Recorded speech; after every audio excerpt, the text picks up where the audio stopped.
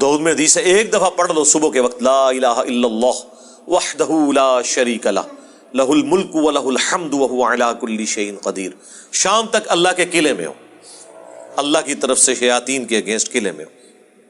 شام کو پڑھ لو، صبح تک قلعے میں.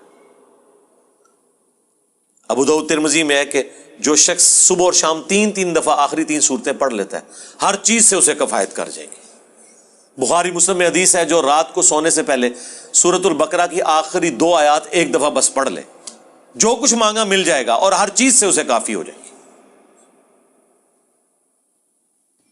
مسلم شریف میں حدیث ہے کہ سبحان اللہ والحمد للہ ولا الہ الا اللہ واللہ اکبر پڑھنا، رسول اللہ فرماتے ہیں مجھے ہر اس چیز سے بڑھ کر محبوب ہے جس پہ سورج طلوع ہوتا ہے. دنیا اور دنیا کی ہر چیز سے بڑھ کر یہ پسندیدہ ترین کلمات ہیں جو ہم فرض نماز کے بعد بھی پڑھتے ہیں. تو یہ اللہ تعالیٰ کے کلمات ہیں، ان کے ذریعے اللہ کی طرف متوجہ ہوں، اللہ تعالیٰ دعا قبول کرتے ہیں. وہ ترمذی میں حدیث ہے ایک شخص آیا، اس نے نماز پڑھی پھر تیزی سے دعا شروع کر دی، آپ نے فرمایا سائل نے جلدی کی. ایک دوسرا شخص آیا، اس نے پہلے اللہ کی حمد بیان کی، پھر دروشی پڑھا، پھر دعا مانگی. فرمایا سل تعطا، مانگ تجھے دیا جائے گا، مانگ تجھے دیا جائے گا. اور نماز میں بھی پروٹوکول آپ دیکھیں کیا ہے، پہلے اللہ کی حمد بیان ہوتی ہے، التحیات للہ والصلوات والطیبات، پھر درود شریف اور اینڈ پہ جا کے دعائیں آتی ہیں. دعا کا پروٹوکول ہے اللہ کی تعریف اور اس کے بعد درود شریف اور پھر دعا. اس کے بغیر دعا قبول نہیں ہوتی. اور جس نے تیزی سے دعا کی تھی نا، ترمذی میں حدیث ہے، پھر حضور نے اسے بلایا اور سمجھایا کہ پہلے اللہ کی حمد بیان کرو، پھر مجھ پر درود شریف پڑھو، پھر اللہ کی طرف متوجہ ہو، اللہ دعا قبول کرے گا.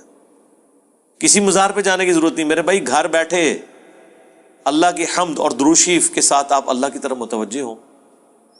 مسلم شریف میں حدیث ہے جو اذان کا جواب دے وہی کلمات ریپیٹ کرے، حی علی الصلاح حی علی الفلاح پہ لا حول ولا قوت الا باللہ کہے، اور اس کے بعد مجھ پر ایک دفعہ درود شریف پڑھے اور الوسیلہ والی دعا مانگ لے، قیامت کے دن میری شفاعت اس کے لیے حلال ہو جائے گی. اللہم اجعلنا منہم، آمین.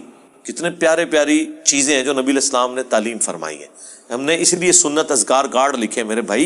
حسبنا اللہ و نعم الوکیل.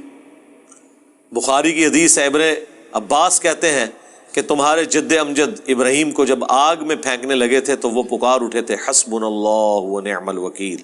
اور تمہارے نبی پہ بھی جب مصیبت آتی تھی وہ کہتے تھے حسبنا اللہ و نعم الوکیل.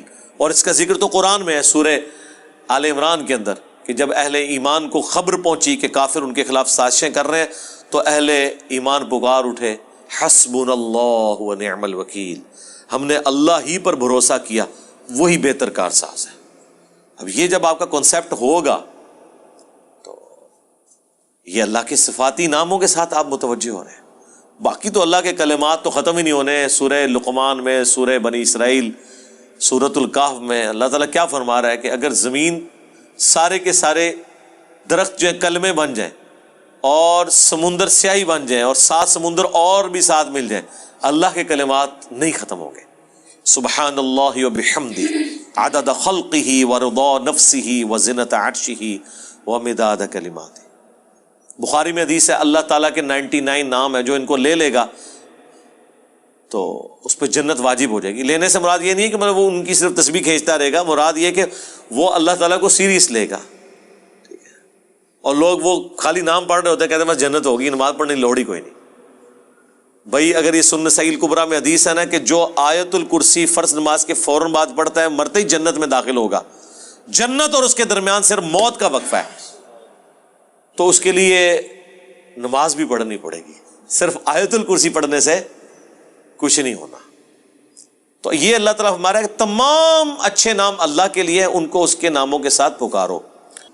سورۃ الحشر کی آخری 3 آیات پھر احادیث میں بھی آئے ہیں، سنن ابی داؤد میں حدیث، ترمذی میں، کہ جو شخص ان کلمات کے ساتھ متوجہ ہوتا ہے اللہم انی اسألک بانک انت اللہ لا الہ الا انت الاحد الصمد الذی لم یلد ولم یولد ولم یکن لہ کفوا احد، تو اللہ تعالیٰ اس کو واپس نہیں کرتا.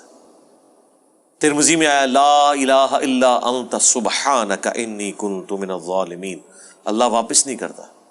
بخاری مسلم میں آیا لا حول ولا قوت الا باللہ، اللہ کے جنت کے خزانوں میں سے ایک خزانہ ہے. تو یہ اسماء الحسنہ جو ہے اللہ تعالیٰ کے نام، اس کے صفاتی نام، وہ نہیں ہے جو آپ کو صوفیاء بتا رہے ہوتے ہیں کہ اتنے ہزار دفعہ یہ نام تسبیح کھینچ لیں، وہ نہیں، وہ ایک دفعہ ہی بہت ہے میرے بھائی، یہ ایک ہی دوائی کام کر دیتی ہے، زیادہ زیادہ 3 دفعہ دعائیں آئی ہوئی ہیں، 7 دفعہ آئی ہوئی ہیں، 10 دفعہ آئی ہیں، اس سے زیادہ نہیں، سوائے تسبیحات کے جو 33 دفعہ ہیں یا 100 دفعہ ہیں۔ دعائیں تو آپ کو آیت الکرسی ایک ہی دفعہ پڑھنی ہے فرض نماز کے بعد،